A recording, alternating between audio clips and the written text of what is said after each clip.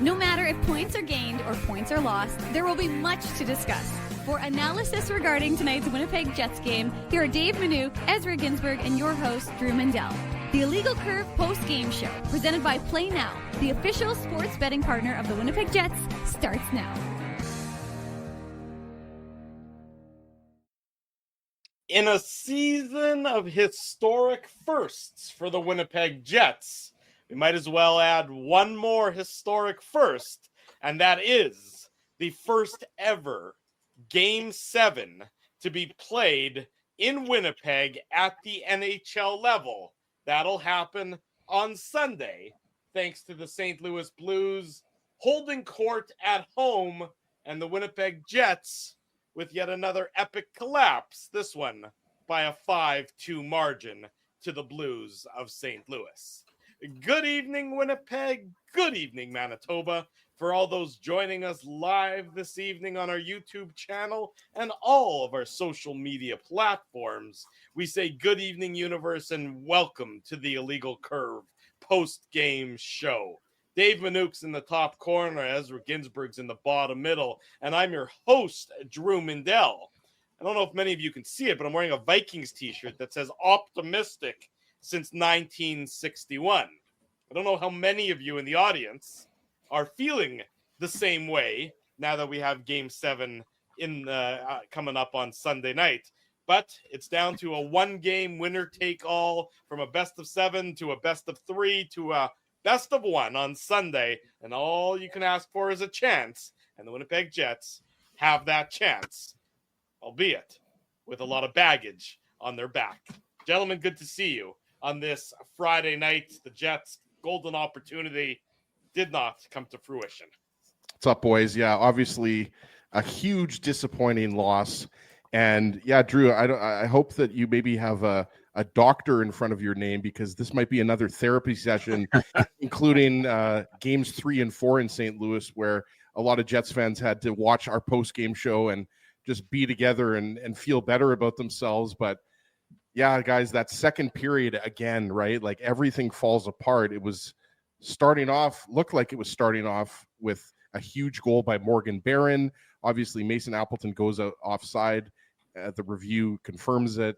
And even though the Jets tied the game up and were controlling the second period, there was absolutely no doubt the Jets were the better team, dictating the pace, getting the majority of scoring chances, and it just all started to fall apart. And obviously, sorry, I was just going to say, Drew, Connor Hellebuck's goaltending is something we're going to talk about, guys. But, I mean, this is not all on Connor Hellebuck.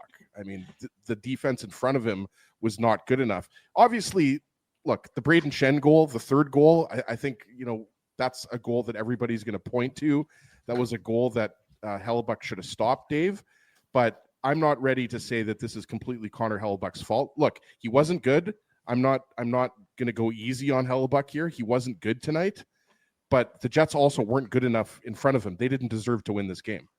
To me, Dave, what's so amazing about this isn't that the Jets lost. Mm-hmm. Frankly, I mean, you're going into St. Louis. St. Louis has been great at home. They've been great at home in these playoffs. Both teams have been.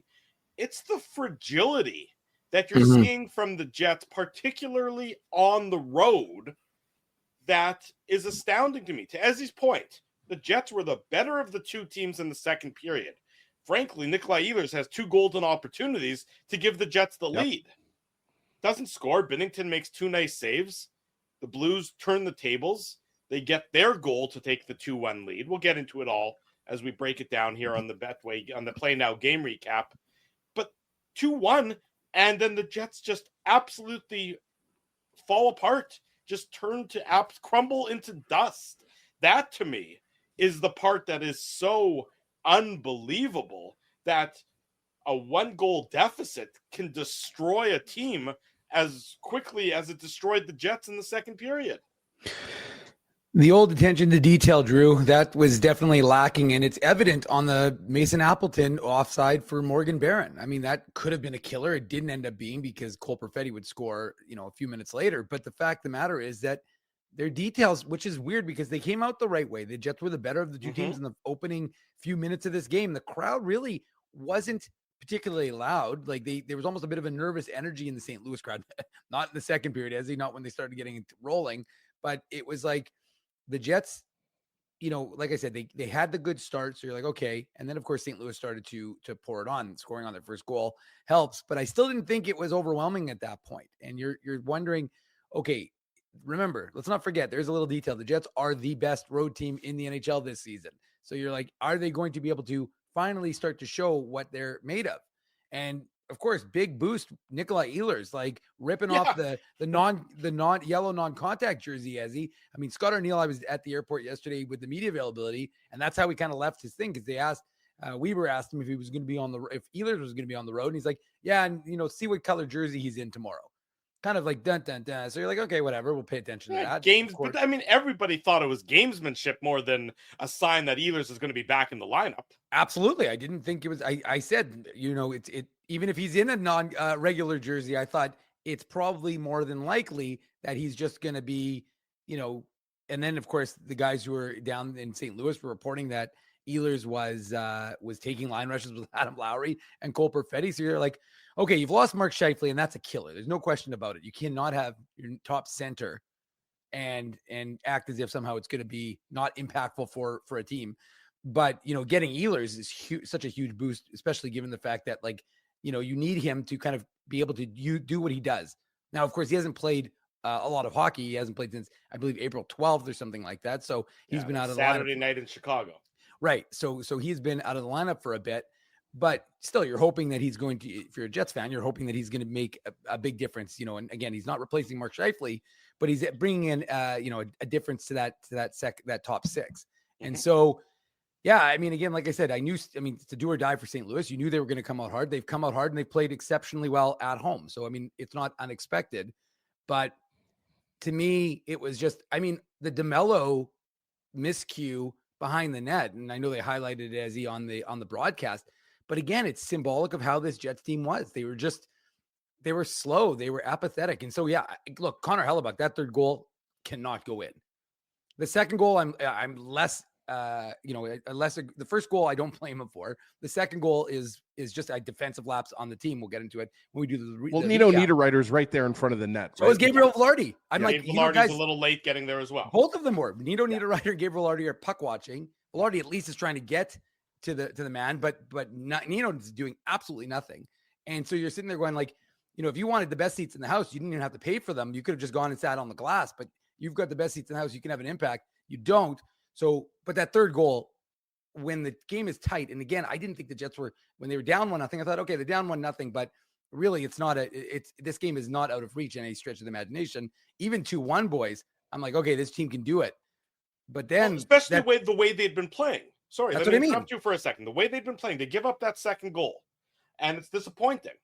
But that's not a goal on Hellebuck. That's a poor play by those two players, Velarde and Niederreiter in front. It's a poor play by Josh Morrissey in just flipping the puck to the St. Louis Blues. It's a poor line change, I thought, as well. There's a number of errors that occur there.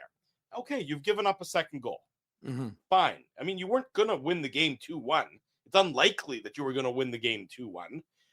But just to have the epic collapse after that is, to me, that's just so stunning. It's I mean, for a team that has been really mentally tough all year, to have the performances that they've had in St. Louis, think about it. Game 3, fine, whatever. Bad game. Game 4, you're up 1-0. You have the lead in St. Louis in game 4. Went to shit after that. We know that. Pardon my French. I apologize. Game 6, you're tied. You're playing well. You're skating with them. You're matching them. You're their equal, if not their better. You give up a disappointing goal, and you just stop playing altogether. Well, and Drew, that's why, the third goal, and again, we're going to break this down as we always do in the Play Now game recap. The third goal, I see a lot of people, we've posted some comments about the third goal, the Braden Shen goal. Everyone agrees that goal has to be stopped by Hellebuck. So we're not going to beat a dead horse. Right. The fourth goal almost bothers me. The fifth goal bothers me. I'll explain why the fourth goal bothers me more almost than any of the other goals that were allowed. The fifth goal is inexcusable for Dylan DeMello just to stop playing there. Yeah, he did just stop. I think playing. you guys saw what I saw. He's thinking maybe Kyle Connor comes back and gets that puck, but Dylan DeMello can't. That's inexcusable. He just hung his head. You just can't do that in game 6 of the playoffs. It's one thing if you do that maybe in the preseason or even, in the regular season, if it's a meaningless part of the game. This is game 6 of the Stanley Cup playoffs. The fourth goal, that was the Cam Fowler goal. The thing that bothered me the most about that goal is like the Jets completely forgot about their defensive structure. It's like Toropchenko comes into the zone, dumps the puck in. Everybody's running around. Everyone's watching the puck. And then Cam Fowler just comes in and scores. It's like everything fell apart. And yes, this team is fragile right now. And it has been a weird series, guys. Let's be honest. It's almost been like, 2 different series. The Jets have played completely different at home than they have on the road. And look, the Blues are on an epic home winning streak right now. Like 15 games going back to the regular season is incredible. They're just on one of those crazy runs at home. But to Drew's point, the lack of effort and the fact that the Jets just completely wilted after that third goal was scored. I agree with Elliot Friedman. He said this on the broadcast during the second intermission. The game was over after that 3-1 goal. Yeah. And it shouldn't be. I mean, you look at the Oilers-Kings series, a 3-goal deficit to the Edmonton Oilers, that's nothing. They can do that in half of a period, right? So, I mean, that's the thing, Dave, that bothers me the most is the Jets stopped playing, and we have not, to Drew's point, we have not seen that type of letdown many times throughout this season. Well, and the only thing I would add is did the Blues look like they were the team that was like chasing a lead? No. And you know what the Blues did look like in the third period? They looked like a team that was finishing all their checks. They looked like a team that was not holding up and thinking, okay, well, we've got this. Let's cruise into game 7. They said, let's add a few more licks. Let's put some paint on these guys. Mm-hmm. And again, those add up.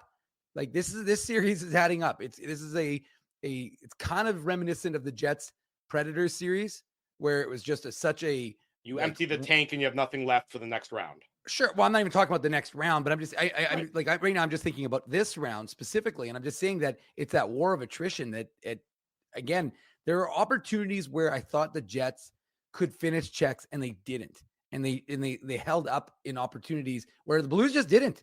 So every chance they got, Josh Morrissey put him through the glass. Mm-hmm. Every guy on the back end specifically, they're trying to put through the glass.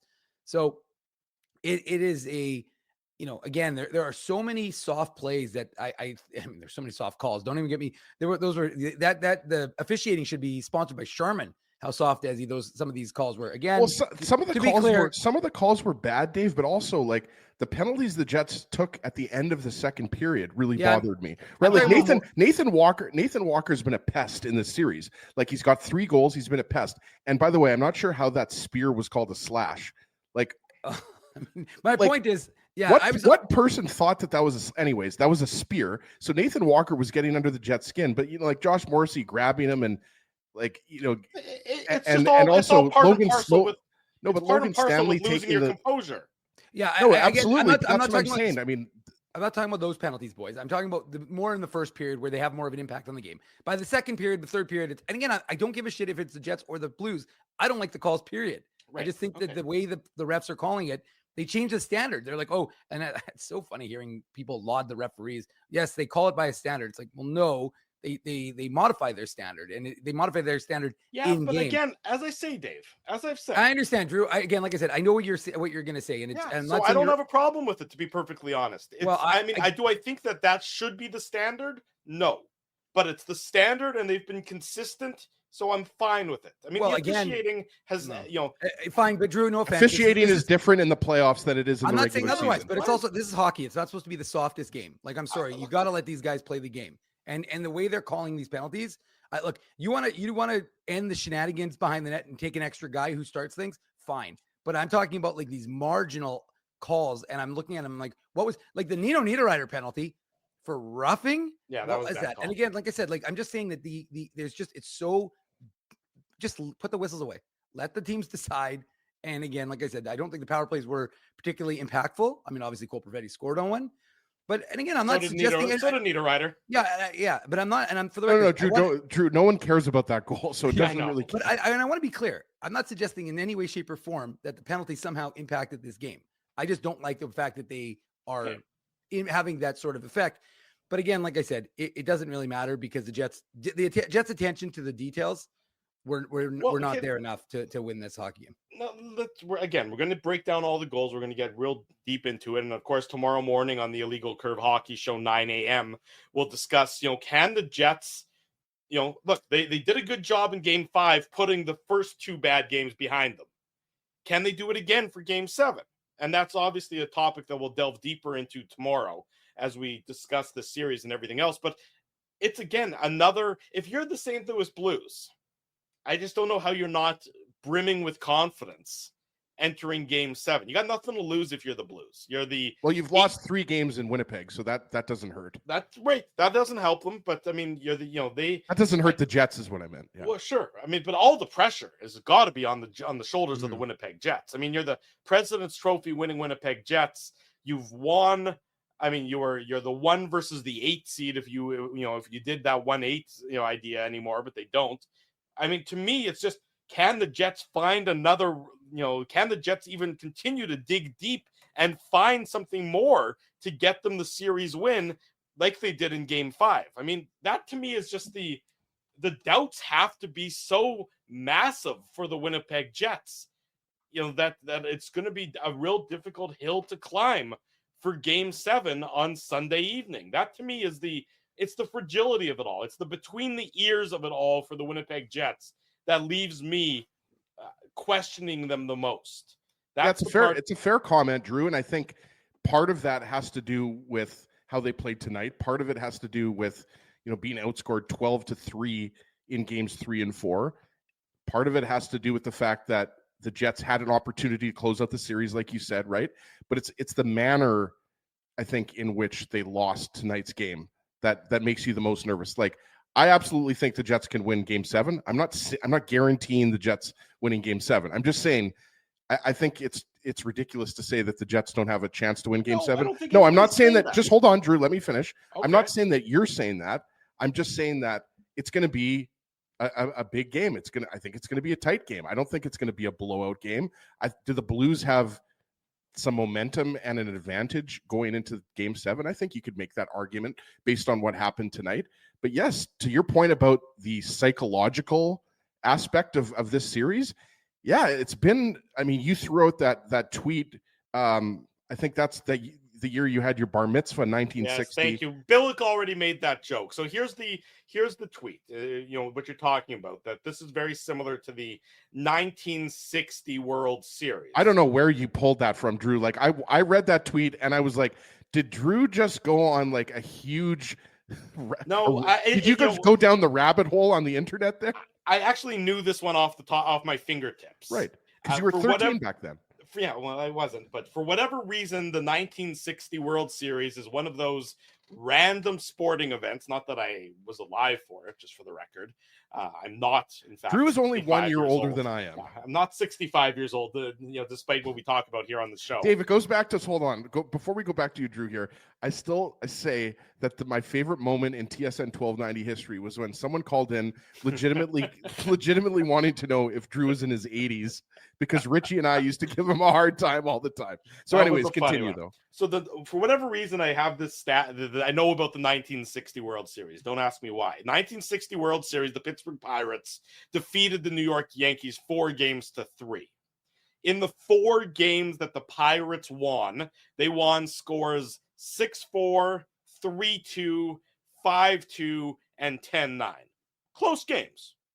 The 3 games the Yankees won, they won 16-3, 10-0, and 12-0.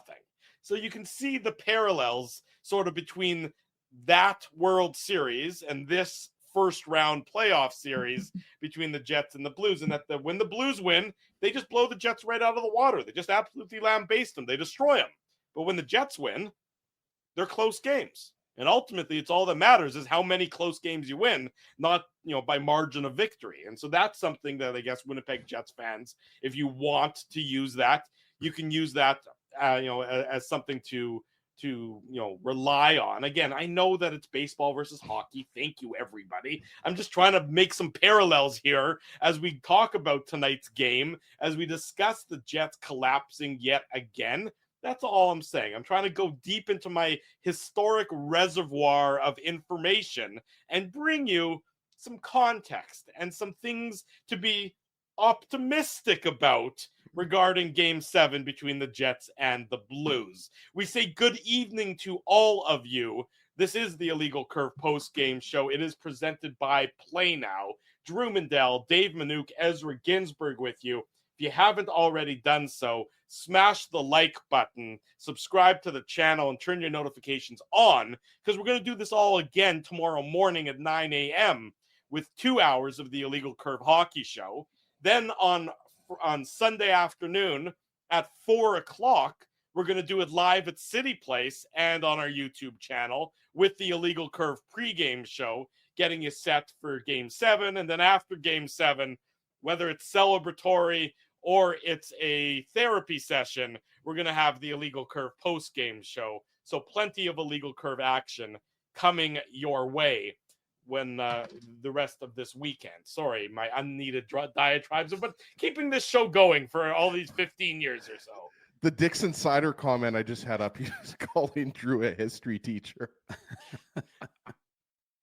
If I could go back, I think I would take more history courses in university. I realized that love after history. the fact. Yeah, I love history. A little too late for that at this point in time. I'm not going to go back and do that. But there's some history lesson for you. The Winnipeg Jets need to put this game behind them. They need to make it into a historic game that will obviously result in the historic Game 7 on Sunday evening. Let's get into the goal-by-goal recap because, hey, the first goal of this game is going to lead to a lot of conversation as well. It's coming up right now. The Play Now game recap. It's brought to you by our friends at Play Now. Learn to bet with Play Now, the official betting partner of the Winnipeg Jets. Sign up and get up to $250 in bonus bets. Conditions apply. 18 plus. Enjoy responsibly. The Blues, they opened the scoring. Not before Nikolai Ehlers had a decent opportunity.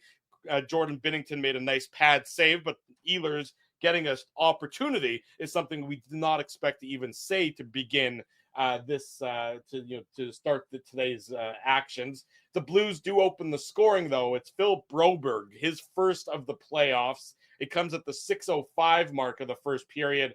Robert Thomas and Jimmy Snuggerud get the assists on this one. It is as knuckly of a knuckle puck. R.A. Dickey, a Tim Wakefield, may he rest in peace, special to give the Blues the 1-0 lead. The controversial part of it, though, is the actions of Pavel Buchnevich in the blue paint.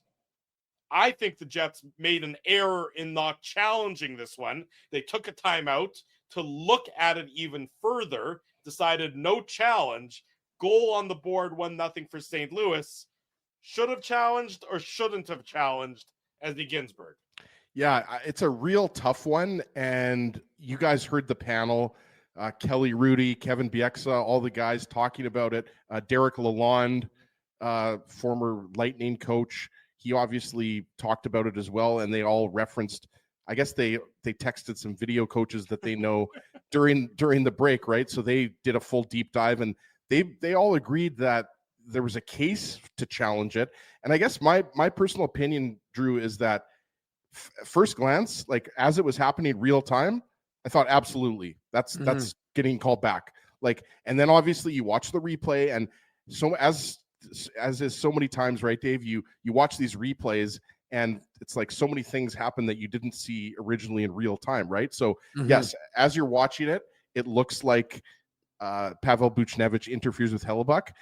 One person that pointed something out that I thought was really interesting, if you watch Dylan Sandberg skate, if you zoom in, you see Dylan Sandberg's skate actually touches Hellebuck. This is what Murat tweeted. And then I watched it, and so Sandberg's skate actually does clip Hellebuck. But that doesn't change the fact that Buchnevich went into the blue paint on his own and interfered with Hellebuck. And as Drew points out, that has been the standard for goalie interference. If the player goes in on his own and interferes with the goalie, like I said, then you have a case. But the thing that I thought was interesting, Dave, and I want to get you in here, I thought that the timeout was very interesting because obviously Matt Prefontaine, minus the Connor Geekie goal, I believe is 100% on the year. So Matt Prefontaine is the man. The Jets coaching staff trusts him, right? Mm-hmm. So they took video coach for the Winnipeg Jets. Yes, video coach for the Jets. They took that time out to really give themselves extra time to see if it was something they wanted to challenge, and they decided no. So obviously they saw the same thing that the Sportsnet panelists saw, but it was awfully close. Dave? Yeah, I mean, like, I'm with Ez. I mean, my initial reaction, especially based on what Hellebuck did, was that, yeah, that's for sure at least goalie interference or something resembling goalie interference, and you challenge it all day long. And just if you don't get it right, you're prepared to try and kill the PK. But I mean, you have to have a lot of faith in Matt Prefontaine. I mean, the guy knows his business, and he, like, as he says, he's pretty damn good at what he does. So if he looked at it and thought it was enough not to earn the review, especially, and then when you watch the replay, and I thought the panel did a good job in the first period, probably because they didn't have any other games to talk about. So they actually broke this one down, but they actually, the way Friedman said, I mean, the referee was fairly emphatic that Sandberg was the one who created the push. Now, of course, the referee could review his own work and be like, well, okay, there was something else there that overruled what I didn't see initially. But yeah, I mean, it was tight, and it's just unfortunate for the Jets because, again, like I said, you're playing relatively well, and it's a total muffin of a shot. It's obviously, you can call it a knuckler, but it wasn't something that he, if it's clean, he's not stopping. And so, it's just, again, it's another one of those situations where, like, one of the things that we watched on video before the game, I think it was with Derek Lawn, was just how well the Jets did at boxing out the front of the net and protecting it. And here's an example of, and we'll see if quite a few of those in this hockey game where they didn't box out the front of the net. They didn't protect the house. And as a result, you have guys getting in Connor. And what has been the goal of the St. Louis Blues from the start of this series was to take away Connor Hellebuck's eyes and to get in his face. And so you've got a situation there where they do, because again, you don't box out, you allow Buchnevich to get into that spot. And yeah, again, like I said, he goes into the blue. So perhaps, I think the problem is if he goes into the blue and Hellebuck tries to get to the front of the net and is impeded without Sandberg there, then I think you're challenging all day long. Yeah. Again, I understand your position. What do you want Sandberg to do on this play? Here's the argument I have against that. So Buchnevich, again, the standard all season long, and I gave the NHL praise. Well, there goes Dave. Apparently I cut him off, and that was the end of Dave there. But the standard all year long, Ezzy, to what you were referencing as well, is that if you went into the blue paint on your own, it's incumbent on you to not be in the goalie's area, to not interfere with the goalie. Buchnevich goes into that blue paint on his own. Sandberg is just trying to get Buchnevich out of the blue paint. Right. Does Sandberg make contact with Connor Hellebuck? Certainly. You're almost saying that what Sandberg does is irrelevant. To some extent, yes, because it's all in the effort of getting Buchnevich out of the blue paint. That's, to me, the issue. Welcome back, Dave. I didn't even realize I left, to be honest with you. Well, you just decided turned in. You were like the Jets in the second period. You just disappeared. It was a disappearing didn't feel right act. not having the fire above my head, so I had There to. you go. Dave, don't worry. Drew didn't let me talk. He was just blathering for a good 30 seconds. But what I was saying, though, is that once Can you start from right when I left? Yeah, I can. I will be glad to repeat myself. When Buchnevich goes into the blue paint, I don't know what you want Sandberg to do in this instance. Buchnevich goes into I'm the with blue. you, Drew. I have no problem with what Sandberg did here. Sandberg is just trying to extricate the Blues player from in front of his goaltender. Correct. Does Sandberg make some contact with Hellebuck? Yes, but so does Buchnevich. This, to me, you go back and you watch the replay. You watch it. Sandberg, makes that contact, but you also see Buchnevich make contact with Hellebuck's right shoulder on the play, all in the course of the action. To me, it wasn't even as close as they're making it out to be.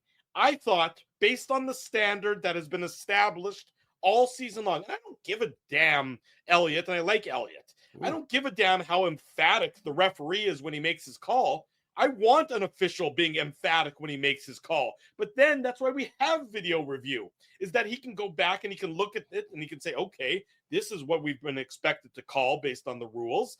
Buchnevich goes in there. He goes in there on his own. If I'm the official, what do you want Sandberg to do here? How do you want Sandberg to play this in such a way so that he can get Buchnevich out there and doesn't interfere with his goaltender? To me, Buchnevich is getting rewarded for being in the blue paint, for interfering with Hellebuck, if you're looking at what Sandberg's actions were to try and get Buchnevich out of the play. To me, the Jets erred in not challenging this as goaltender interference. Right, and it obviously didn't turn out to be as big of a goal as we thought. True. But at the time, an early goal in the first period is huge, right? And you know, we had the comment up earlier, like somebody was saying, you know, they wasted a timeout. I mean, the timeout was not going to save the Jets tonight in the second period, right? So let's just get that out of the way. I appreciate the comment, but Drew's right here. I mean, I think it's worth a challenge. Doesn't necessarily mean that the goal would have been called off, but I think it is worth a challenge based on how this has been called throughout the season. But again, this goes back to what we've said so many times: goalie interference. There's too much of a gray area when it comes to goalie interference sometimes. But again, this is about as close as it gets. So I know you want to move on here, Drew, but I mean, this was definitely at the time a very contentious goal. The irony, of course, is you don't want to challenge, find out you're wrong, and then get the minor penalty. But what happens 32 seconds after the goal goes unchallenged is that the Jets take a minor penalty for the puck over glass by Dylan DeMello, which they ultimately killed off. It didn't end up hurting them. Don't make me say it, Drew. I mean, literally, as I'm watching that, I don't care. I like that penalty has been around for how long now? 20 years? It still pisses me off. Like I hate it. It's just like, it's, you know, it's again, Dylan DeMello, it's an accident. That there should be some discretion there. I was going to say, the funny part is I don't even think that the Blues thought it was a penalty. It seemed like nobody was like, everybody was kind of like, okay, that's just, you know, whatever. And then next thing you know, it's a penalty and they got to try and make the kill. But, and the other thing also, Drew, though, that's worth mentioning. I mean, I know we're focusing a lot on whether it should have been goalie interference, but the Jets also allowed the Blues to penetrate the zone like a knife through, like a hot knife through butter. I mean, there wasn't a lot of resistance in their effort. And that's also part of the problem, because one of the things that the Jets talked about was playing harder, not allowing guys to have get those open lanes, not allowing them to gain access without a slight bump here and a bump there to try and like knock them off their game. That's the problem. So that's funny. So someone asked Drew to come work for the Kings video coach, for those listening on the podcast. But I mean, I think that's also part of the thing that we have to focus on. Like, I know we want to focus on whether it was goalie interference or not, but the Blues gained the Jets zone fairly easily there and took the puck in and went behind the net. Guys were, again, they were just a fraction of a second slow, and it sets up what, again, should have been a nothing play, except for the fact that there's that controversy in front of the net. 1-0 at the end of 20 minutes. Worth noting, the Jets killed off 2 Blues power plays. The Jets had their own power play opportunity as well. And we have to mention again, Connor Hellebuck did step up late in the second period with that great save off of Jimmy Snuggerud with the paddle again, while the Jets were shorthanded there. That frantic sort of goal mouth scramble where Neil Pionk also made a save. So you got to mention the good with the bad. The bad outweighed the good, no question about it. But it was 1-0 after 20 minutes for the Blues, largely because Hellebuck made that save. Jets make it 1-1. It's disallowed. Morgan Barron, great individual effort, picking off the pass from Justin Falk, coming right up the middle, getting hooked, and yet scoring the goal. Unfortunately, Mason Appleton was just a little sloppy. As Dave says, Poppy was sloppy. Mason Appleton just a little too casual on this one, not expecting the blatant turnover by Justin Falk onto the stick of Morgan Barron. The Blues challenge for offside. It's clearly offside. The goal is removed from the scoreboard, and instead of it being 1-1 very early in the second period, it was still 1-0 for the Blues. Morgan Barron is robbed of a beautiful goal, and Drew and I are robbed of 2 points in our hockey pool because goals are worth 2 points. And this is the second time that Morgan Barron thought he had a goal, because, guys, go back to game 1 in Winnipeg, and Jared Anderson-Dolan actually tipped that puck, right, Dave, and got the goal, not Morgan Barron. So unfortunate. And I'm not gonna get too excited here, but does Morgan Barron finally get his goal in Game 7? I'm just gonna say, I'm not gonna get too ahead of myself here, but I'm just saying, if you believe in the hockey gods, and I do believe in the hockey gods, I'm just saying Morgan Barron is due a goal. But yeah, it's just unfortunate, guys. Mason Appleton's offside, and it goes back to what Dave said tonight. Whether it was the first goal when the Jets were just too loose defensively, or if it was this play, or whether it was the fourth goal that was scored by Cam Fowler, whether it was the Toropchenko goal, the 5-1 goal, whatever, the Jets' attention to detail was just not there. And again, like, this just didn't, to Drew's point, referencing the 1960 World Series, I think it was the World Series that you were talking about. The World Series, yeah. The World Series. It's been a tale of two different series, right? Like, the Jets have played much differently in St. Louis. And again, we got to credit the Blues, Dave, because they play well in front of their home crowd. We already talked about it, the 15 wins in a row at home. Mm-hmm. But the Jets have just been uncharacteristic. And to me, a lot of this stuff is self-inflicted. Yeah, that's what a lot of the comments post-game, which we'll get to. We'll hear, I'll read some quotes from the Jets dressing room in a little bit of time. But self-inflicted certainly was the theme for the Winnipeg Jets tonight. 1-0 after 20 minutes. Then the Jets get this goal disallowed, but they do eventually tie it up 1-1. It's a power play goal. You talk about guys finally getting off the schneid, guys who've been close. Cole Perfetti is certainly one of those guys. Review needed there, right, Drew? No review needed on this one. Nathan Walker is in the penalty box for slashing Dylan Samberg. Just an undisciplined penalty, and the Jets take advantage. Cole Perfetti, the jam play on the side of the net of Binnington, then he demonstrates his baseball skills with a nice little bunt out of midair to finally get that monkey off of his back when it comes to goal scoring in the playoffs, and tie the game up at 1 goal apiece and really give the Jets some juice. Give the Jets some juice. They played well in the second period to this point in time. They've been the better of the two teams for the first 10 minutes of the second period. They were outshot after 20 minutes, 8-2. And then I think they rattled off something like, 8 or 9 shots in the first 10 minutes of the second period before it all went to hell after that.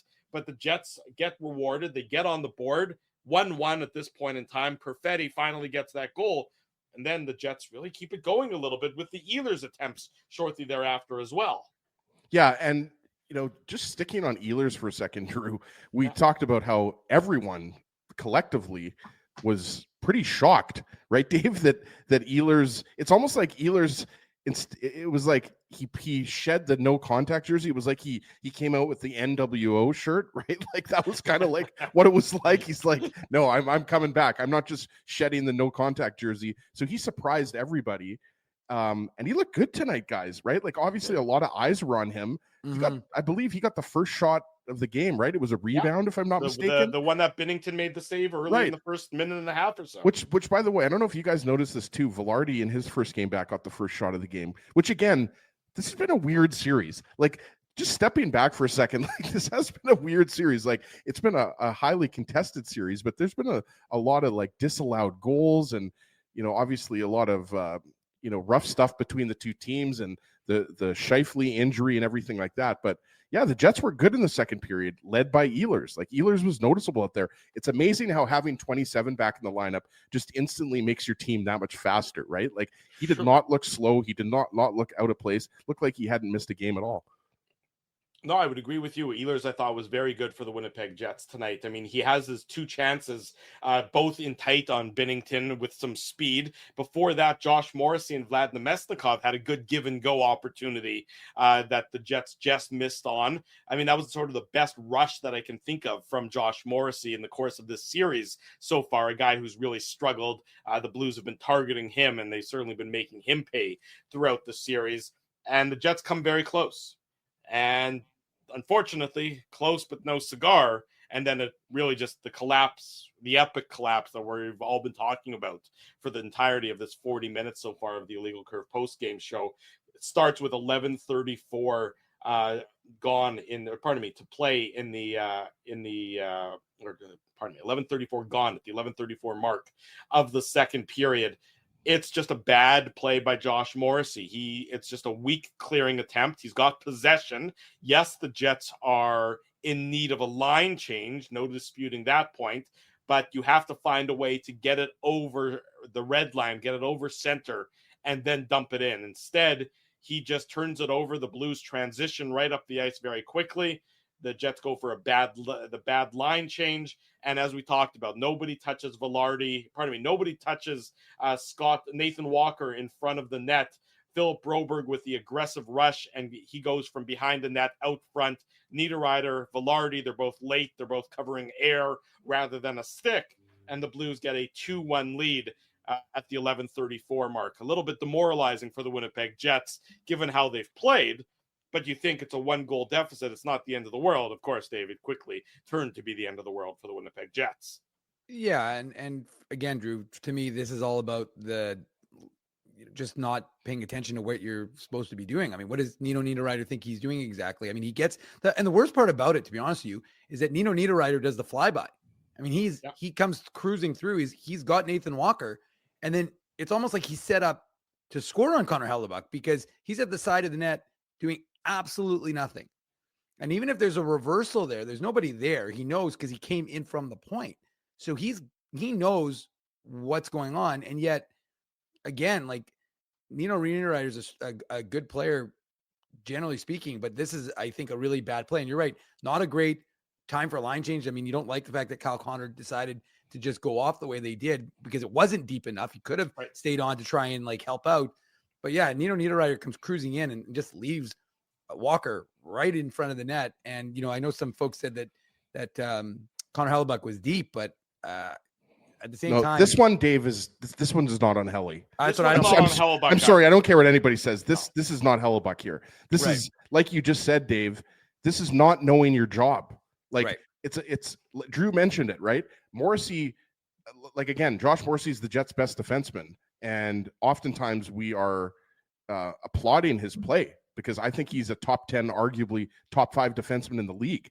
Yeah. But this is he starts it off by just lobbing it into the neutral zone when really you needed to get that puck deep. I know it's a cliche, but you got to make a better decision there. And like you said, Dave, Nathan Walker does a good job behind the net there, but Philip Broberg does a good job behind the net there. Mm-hmm. But Nathan Walker, he's wide open. He's not wide open. It's not that he's wide open. Nobody's moving him, and he's a smaller player to boot. Niederreiter that's the problem. Niederreiter is there, and he can lift his stick or move him out of the slot or whatever. It's terrible defensive coverage. And to me, unlike the Shen goal, which we'll get into right away, that goal is completely on the boys in front of Hellebuyck. No question. I mean, I talked about it in Game 4. Where I was saying, the Blues are able to get in front of the Jets net and nobody on the Jets is laying a shoulder into them. This is an opportunity. You have to lay a shoulder into Nathan Walker here. You have to make him pay for being in front of the net like that. And, Nathan Walker is a small hockey player relative to so many of his NHL colleagues. Make him feel some pain. Make him hurt for going there. Don't let him stand there with his stick unfettered. Make him pay for this. And the Jets do not. And instead, Walker makes the Jets pay in return. 2-1 for the Blues at this point in time. And then again, we're talking about a matter of 53 seconds until it becomes 3-1. And then it's all downhill from here. But again, I've been saying it for 88 games at this point in time. Attention to detail, attention to detail, attention to detail. Neil Pionk's got the puck on his stick. He crosses over center. Does he put it into the corner? Does he put it into a soft spot? No, he puts it right into the glove of Jordan Binnington. Can't do that. Not with how good of a puck handler Binnington is. Binnington takes the puck. He headmans it right back up the ice. And the Jets are in trouble at this point in time. Luke Shen steps up. tries to make a play on Jake Neighbors. Neighbors picks up the puck. He gets it over to Braden Shen. And Braden Shen is one-on-one with Neil Pionk here. He uses Pionk as a screen, but Hellebuyck can't let this goal in. I don't care what the circumstances are. You get beat for a second straight game short side on a weak goal. Didn't end up costing the Jets in game 5. I'm talking about the 2-all goal in game 5. I think that was Snuggerud who scored it, if I recall correctly. This one obviously is a backbreaker for the Winnipeg Jets because they just wilt being down 3-1. Bad play by Pionk. Don't love the play by Shen. Maybe, Pionk compounds the problem by maybe screening Hellebuyck a little bit. But or getting his stick on the puck a little bit. I don't know how much you get. Yeah, I mean, again, like it's the timing of this goal, right? Mm-hmm. Because we talked about it. The Jets were the better team in the early stages of the second period. We already discussed that. Nick Ehlers had a good chance. Morrissey and Nemesnikov combined for a good chance. And then the Broberg to Nathan Walker goal is scored. Jets aren't good. And now you're down a goal. All the momentum is the St. Louis Blues' favor. And then shortly after that, this happens. Yeah. And Drew's right to point out Neil Pionk. We've said this time and time again. Jordan Binnington is one of the better puck-playing goaltenders in the league. You can't just give him literally give him the puck in his glove, right? You can't do that, first and foremost. And then this shot just can't go in. I mean, we're not going to beat a dead horse and spend too much more time. We've got over 600 people. By the way, the fact that the Jets lost this game 5-2 and we've got 640 people watching live, I love each and every one of you here. So smash that like button, and we appreciate you joining us tonight. But I don't think, the Jets fans that are watching the show right now, the Blues fans might want to talk about it, but Jets fans, I don't think want to talk about this much longer. But yeah, Hellebuyck's got to make that save, Dave, period. Well, and again, one of the things we talked about is if the Jets are giving up possession of the puck too easily, right? I mean, Neil Pionk has that puck on his stick and he chooses to shoot it into Jordan Binnington, right? Yeah. So, and what have we talked about all season long, or not all series long, sorry, is how good Jordan Binnington is with the puck. Mm-hmm. And if there's no pressure on him, well, what's going to stop him from taking advantage of you making a line change? So they do, he does. And they do, because ultimately, this is, again, I'm sorry, regardless of whether Neil Pionk was there or not there, Connor Hellebuyck has to make that save. I mean, he's in the running for his third Vezina. He's in the running he was named as a Hart finalist. There is no excuse.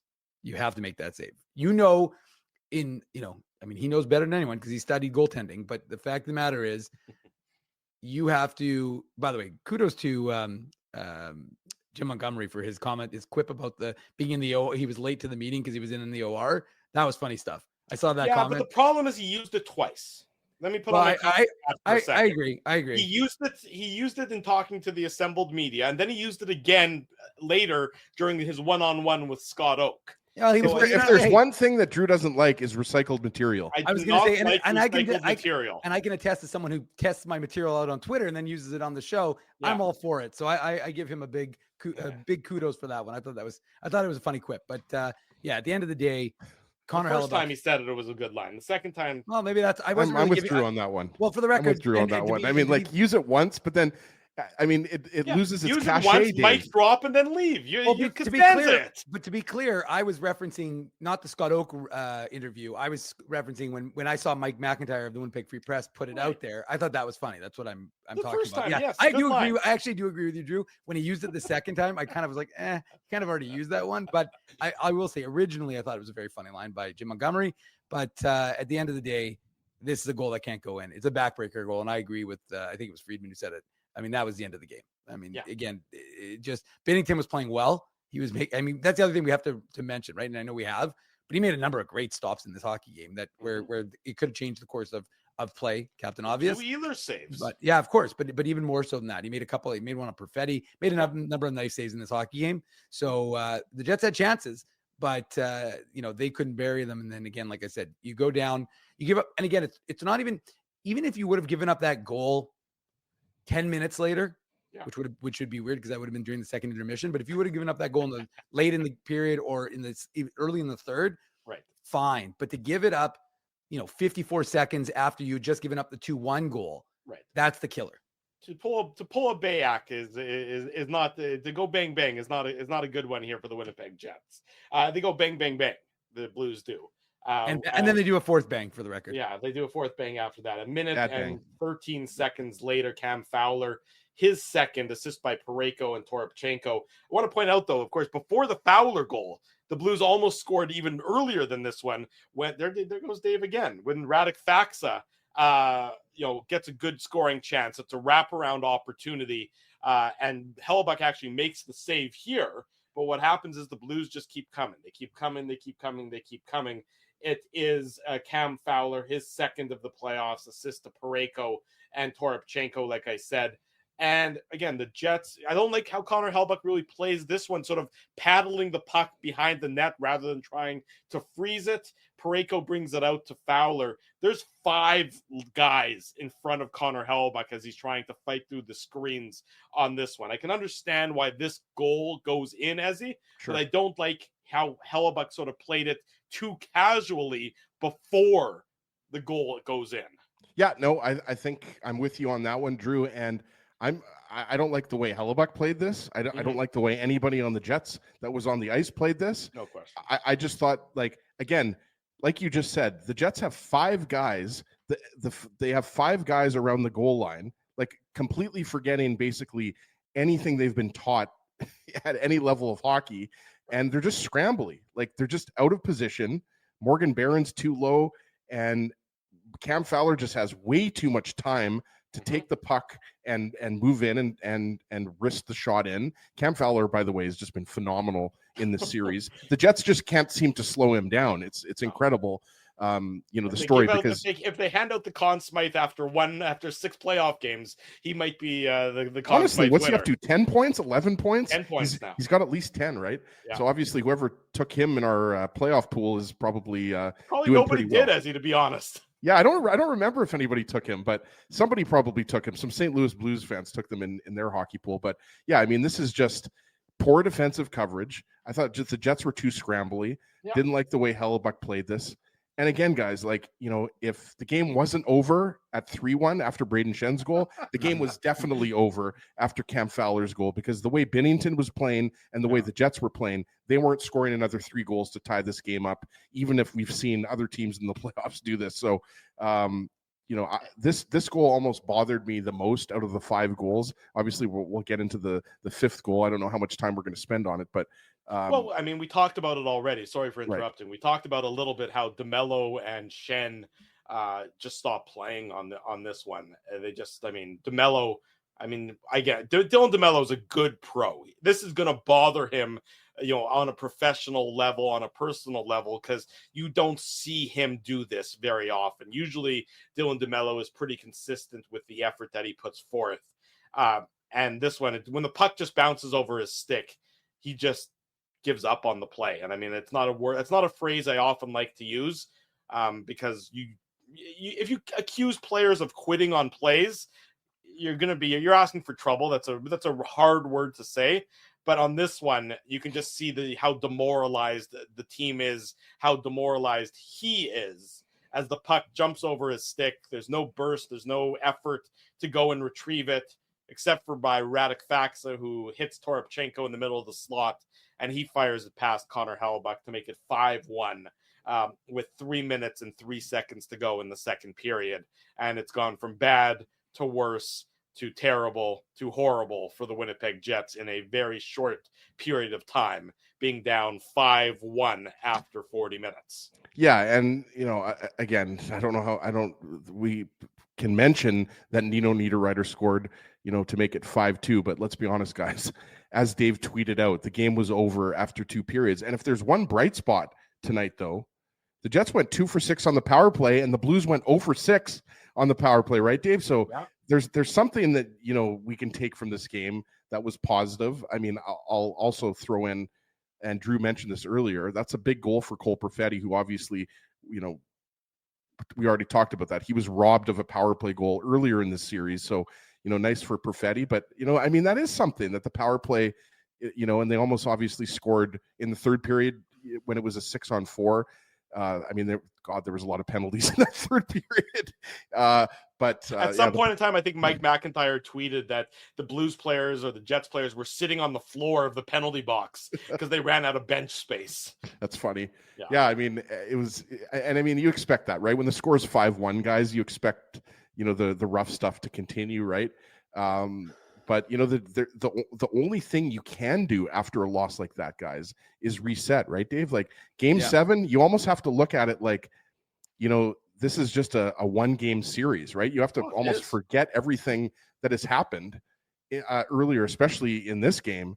But I mean, one thing that the Jets have going for them that the Blues really can't do anything about is that whiteout crowd, and that whiteout crowd has proven to be huge for the Jets, winning all 3 games at home. That's all I'm saying. But the Jets have got to be a lot better defensively in front of Hellebuck. But Hellebuck himself, if Game 5 was a franchise-defining game, then, I mean, this Game 7 is a career-defining game for Hellebuck in terms of his playoff performance. He's got to be better. Hellebuck is the Jets MVP, and he might be the league MVP. He's got to be better, but they've also got to be way better in front of him. I've also got to be better, but I've also got to go because I got a bit of an emergency to deal with. So I hate to do this to you boys like this, but I'm gonna let you guys carry it on. I'll be back for tomorrow's show. So I bid everyone go deal with whatever adieu. you need to deal with, Dave. We'll see you tomorrow morning. Not sure what that emergency is all about, but I suspect we're going to have some fun with it as long as it's not too serious of an emergency. I think actually what happened is Dave got a tip that Braden Yager was at Boston Pizza right now. So Dave's actually going to go cover Braden Yager at Boston Pizza. Yeah.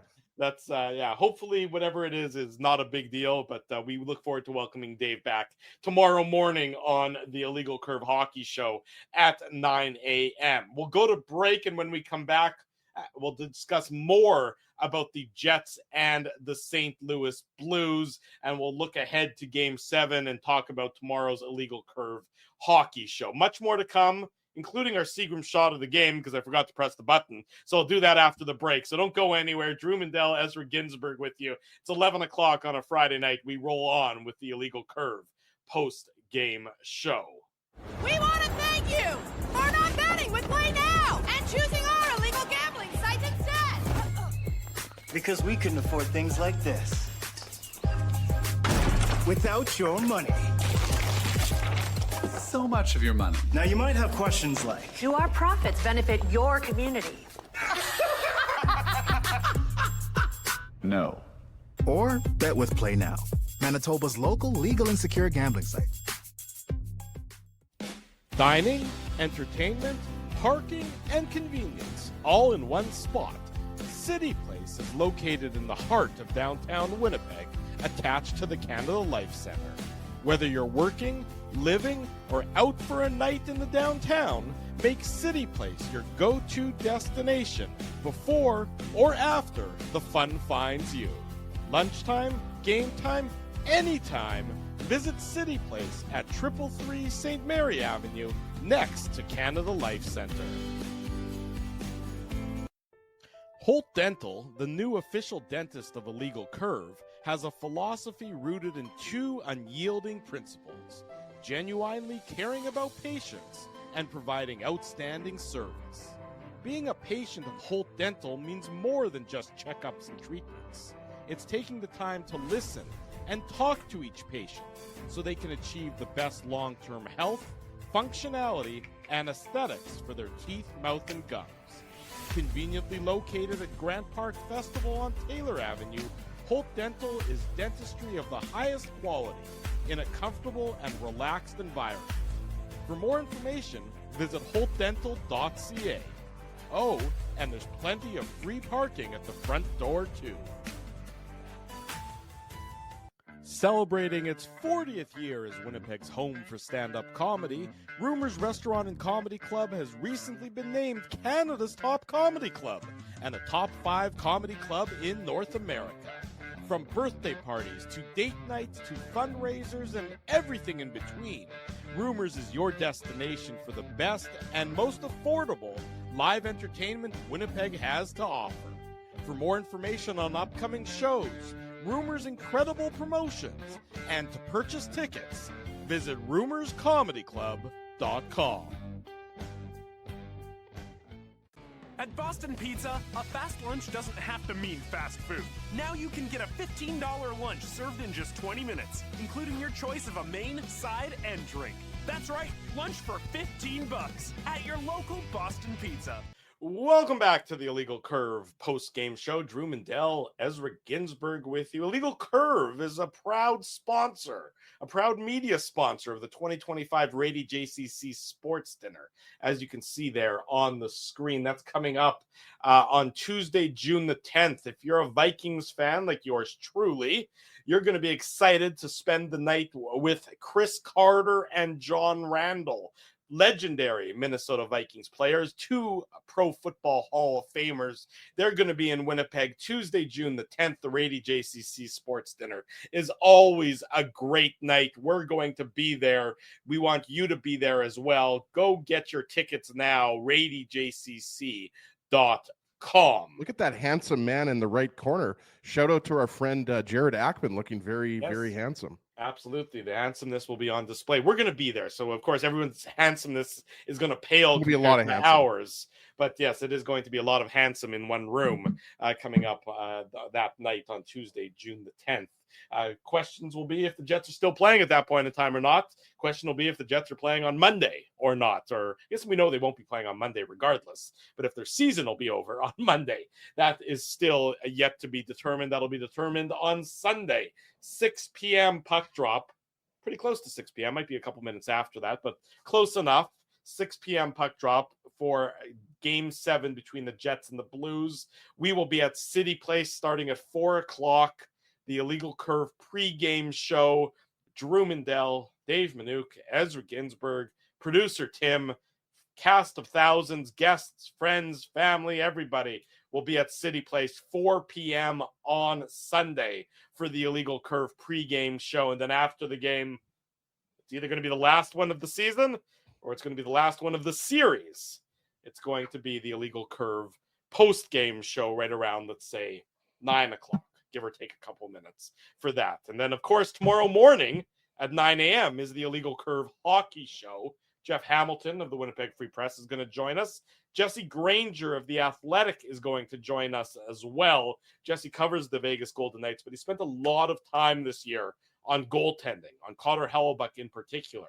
So given Hellebuyck's struggles, it'll be interesting to talk to Jesse about those struggles and everything else going on around the Western Conference and the playoffs so far. So we're looking forward to that at 9 a.m. tomorrow morning, Ezzy. Yeah, absolutely. And I was texting Jesse, asking him to come on the show. And he's a good friend of the show. We've been having him on for years, going back to the TSN 1290 days, since Vegas has entered the league. Yeah, obviously. And we're going to touch on the Golden Knights, who obviously had the big series win and who are going to play the Oilers, of course, in the second round. But this was not the type of performance from Hellebuyck we were hoping for. And Jesse's going to have a lot to say. He's a goaltender himself. And like you said, he's someone who has a very keen analytical mind for goaltending. And, again, Hellebuyck was, look, I know there's a lot of Jets fans that are upset, and we've posted some of the comments, and we've had a great crowd. Still have 500 watching live here. We had well over 600 earlier. I realize a lot of people are upset. You still have to have faith, though, in Hellebuyck. Again, I'm not saying you have to, but I think that if you are an optimist, you have to keep in mind that Hellebuyck has the ability to come through in big games. Has he been great in the series? No, far from it. He has not been very good. I think with the exception, we keep talking about game 2, but game 2 really was his best game so far out of the 6, especially the 3 games in St. Louis. Look, Drew, I can't sugarcoat it, okay? I'm not going to sugarcoat it. He has been bad in the 3 games in St. Louis specifically. Mm-hmm. But at the end of the day, he's still the best goalie in the world. Whatever you want to say, the guy is nominated for the Hart Trophy this year. So just keep the faith. That's all I'm saying. I'm an optimistic guy, Drew. You've known me for a long time. Yeah. Just keep the faith. I'm not guaranteed. Ezzy's going to go sing George Michael when we're done here. He's going to go sing Faith by George Michael. I'm looking forward to Ezzy's rendition of that. But, I'll tell you what thing, Ezzy, you're good at maybe giving people something to cheer for, something to hope onto, grab onto for some hope. Here's what came out of the Jets dressing room after the game. Cole Perfetti and Nikolai Ehlers, they both referred to the Jets' second period collapse as, quote, self-inflicted. I would agree with those comments. Tonight was not about Connor Hellebuyck. Tonight, we imploded in front of him. That's Winnipeg Jets head coach Scott Arniel saying that. Continuing on, making an impassioned case for a one-game showdown. Those are Murat Atesh's words, not mine. Goalie versus goalie, grinders versus grinders. Quote, you win one game, you go on to the next round. One-game showdown. That's what it is. Our whole group. Not just Connor. This isn't about Connor. Tonight was not about Connor. Tonight we imploded in front of him, and so now it's a one-game showdown. Something we've never seen in Winnipeg before. You can be excited about that. You can be disappointed about how the Jets have played on the road. Absolutely. But we've never had a Game 7 at home before. The Jets, Winnipeg-based hockey teams. Not since the WHA has there been a Game 7 in front of a crowd in Winnipeg. If you thought that place was rocking for Game 5, Drew, oh man, is it going to be loud for Game 7? Like you said, first time in Jets history. Exactly. So enjoy it. Have some fun with it. And be apoplectic if you want. I totally get that. Be upset, be nervous. I totally get that as well. Life's too short to always be miserable. Have some fun with it, folks. It doesn't happen every day. You live for Game 7s. That's what you do. You put in the work for all season long. You would like it to be Game 7 of the Stanley Cup Final, but you'll take Game 7 in the first round, as the case may be. Keep the faith, man. Keep the faith, Jets fans. It's going to be okay. They're going to win Game 7. Again, this isn't a Ginsburg guarantee, but just keep the faith, man. Not quite a guarantee, but just Ezzy telling you to keep the faith. We'll be back tomorrow morning, 9 a.m., for the Illegal Curve hockey show. We're looking forward to that. It'll be a lot of fun. We're going to talk about this game. We're going to talk about the series, of course, in its entirety. Matchups, line changes, roster changes, whatever might be relevant for Game 7. We'll talk about it. Some of the great shots that we've seen in the series so far. There's been plenty of them. There's been a whole bunch of Seagram shots of the game. The Seagram shot of the game. You see, I forgot to do it before, so I had to fit it in wherever I could. Wedge it in a little awkwardly. I'll give it to Cole Perfetti. You only get your first playoff goal once in your career. He got it tonight for the Winnipeg Jets. That made it 1-1. It all went bad after that, but Cole Perfetti gets our Seagram shot of the game. Big thanks to Seagrams for their continued support of the Illegal Curve post-game show. Drew, it's understandable that you missed the Seagram show when you're acting as a host of a hockey show, but also counseling people in the chat. Yeah. It's kind of hard to remember the Seagram shot of the game, so I think we'll give you a pass on that one. Thank you. At the very least, it's therapeutic, this post-game show, I hope, at least for all of you. I hope you find some solace in it. I hope you find some joy in it. I hope you find some entertainment in it. Obviously, the game was not the way that many of you wanted it to go, but it's a one-game battle now on Sunday, and we'll be there to guide you, to hold your hand through it, through thick and thin, starting tomorrow at 9 a.m. with the Illegal Curve Hockey Show. We look forward to that. We say a big thank you to all of our sponsors who make this show, the Saturday show, the post-game show, and the pre-game show a possibility. Our friends at Rumors Restaurant and Comedy Club. Chad Daniels. If you're looking for something to do, if you're looking to laugh, and you might really need a laugh given how tonight's game went, tomorrow, Rumors Comedy Club, Chad Daniels, hilarious. Do it. RumorsComedyClub.com. Our friends at Play Now, Holt Dental, Boston Pizza, City Place. Again, we'll be at City Place Sunday afternoon, 4 o'clock. Join us there. Pre-game show, the Game 7, Seagrams, the Rady JCC Sports Dinner, and Wheatland Hockey. Support all these fine businesses because of their continued support of Illegal Curve Hockey. We'll be back in about 9 hours and 45 minutes for the Illegal Curve Hockey Show. We look forward to all of you joining us then. smash the like button, subscribe to the channel, turn your notifications on when we go live on the pregame show, on the Saturday show, on the postgame show. For Ezra Ginsburg, I'm your host, Drew Mandel. Thanks, everyone, for joining us. This has been the Illegal Curve postgame show. We'll see ya in less than 10 hours for the Illegal Curve Hockey Show. Thanks for listening to this broadcast from Illegal Curve Hockey. For more great Illegal Curve content, subscribe to the Illegal Curve YouTube channel, follow @Illegal Curve on Twitter, Facebook, and Instagram, and visit your online home for hockey in Winnipeg, illegalcurve.com.